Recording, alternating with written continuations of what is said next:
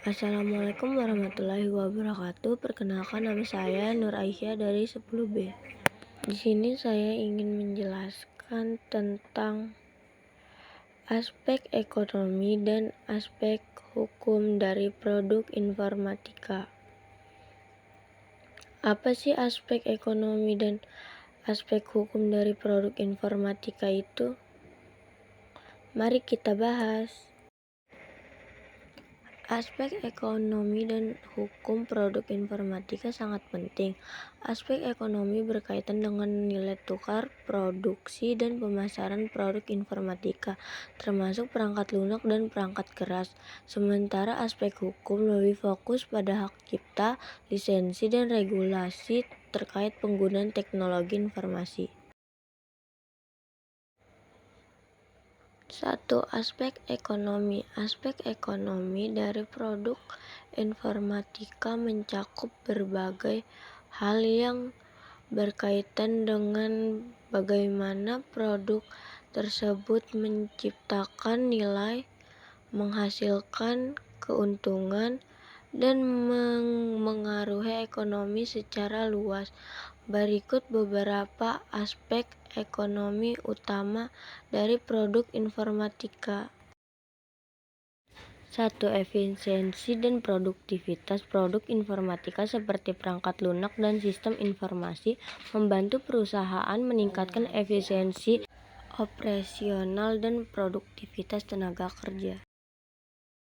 2. Inovasi dan keunggulan kompetitif. Produk digital mendorong inovasi dan memungkinkan perusahaan menciptakan keunggulan kompetitif di pasar global. 3. Model bisnis baru. Produk informatika membuka peluang untuk model bisnis baru seperti e-commerce, SaaS, software as a service, dan aplikasi berbasis langganan. 4. Pasar kerja dan industri baru. Pertumbuhan produk informatika menciptakan permintaan tenaga kerja di bidang teknologi informasi dan mendukung lahirnya industri digital baru. 5. Investasi dan pertumbuhan ekonomi. Sektor informatika menarik investasi besar dan berperan penting dalam pertumbuhan ekonomi digital nasional maupun global. 2. Aspek hukum produk informatika. Aspek hukum berkaitan dengan peraturan dan perlindungan hukum yang mengatur pembuatan, distribusi, dan penggunaan produk informatika. Beberapa poin penting.